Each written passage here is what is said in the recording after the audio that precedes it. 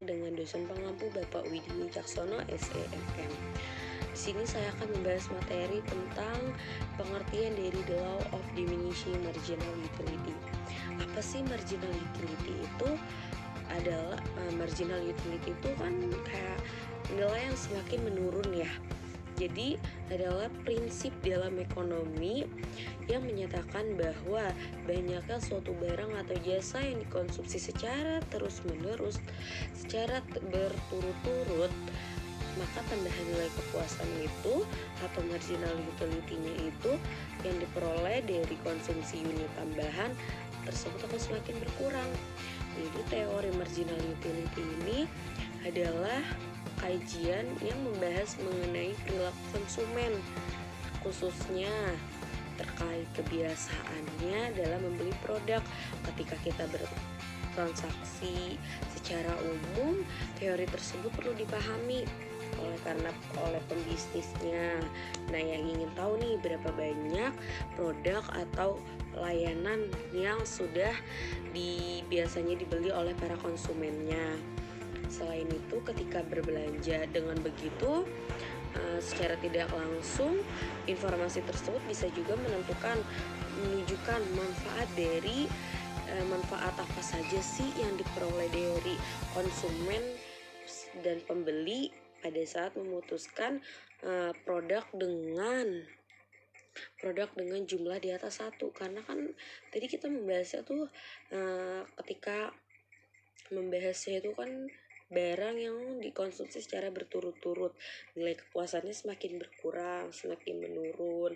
Nah, makanya dengan cara kita memakai metode marginal utility ini, biar kita tahu apa saja sih manfaatnya, apa aja sih yang diperoleh manfaatnya dari cara marginal utility ini dengan ketika kita berbelanja jumlahnya cuma di atas 1 gitu, nggak banyak. Jadi intinya ada manfaatnya gitu. Terus selanjutnya kan kita tadi membahas marginal utility itu nilai menurun.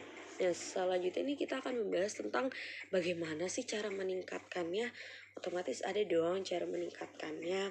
Nah, cara meningkatkan itu yang pertama itu bisa dengan melibatkan konsumen pada akun media sosial bisnisnya. Itu dengan cara bisa dengan membangun engagementnya itu dari para konsumen melalui sosial medianya. Terus kayak zaman sekarang kan lebih kayak TikTok, Instagram kan. Terus yang kedua itu melakukan kampanye iklan. Kampanye iklan itu bisa dengan cara kita membuat video di post di Instagram atau di TikTok. Itu kan sama saja dengan kampanye iklan. Nah, yang ketiga itu disebut bisa juga dengan cara melakukan survei. Melakukan survei itu kayak kita melakukan survei ke beberapa tempat. Melakukan survei itu kayak nih tempatnya bagaimana, kayak kamu bisa meningkatkan. Jadi tujuan dari melakukan survei ini tuh untuk meningkatkan kepuasan si konsumennya terhadap sebuah produknya. Kayak saya ini pengalaman pribadi saya pada saat saya makan gacoan, saya disamperin sama mbak gacoan. Saya ditanya gimana dengan pelayanan kami. Terus saya buat survei tempatnya, boleh disuruh melakukan survei dengan cara saya harus memberikan bintang berapa kepada gacuan tersebut. Kayak seperti itu contoh halnya. Selanjutnya itu kan tadi kita membahas tentang cara meningkatkan. Pasti ada dong manfaatnya itu bisa dengan cara yang pertama ada analisis perilaku konsumen, yang kedua itu bisa dari penentuan harga, yang ketiga bisa dari pengambilan keputusan, yang keempat efisiensi sumber daya, yang kelima itu strategi pemasaran. Jadi manfaat dari marginal utility ini adalah konsep penting dalam ekonomi yang mengukur kepuasan tambahan yang diperoleh konsumen dari mengkonsumsi unit tambahan dari suatu barang atau jasanya. Terus sebelum kita kena Marginal utility ini kan membahas tentang kayak nilai suatu barang itu yang menurun. Berarti kita sebelum melihat barang ini semakin menurun, kita lihat dong ciri-cirinya. Kita harus hafal ciri-cirinya agar tidak terjadi sesuatu yang berlebihan terhadap jual nilai barang kita. Ciri-cirinya itu kita bisa melihat dari yang pertama itu penurunan kepuasan. Kita lihat kayak misal kita mengkonsumsinya itu setiap unit tambahan itu terlalu banyak, atau para konsumen membelinya banyak hingga mereka merasa cepat bosan, jadi kayak cepat menurun. Yang kedua itu kita lihat dari konsumsi yang berkelanjutan.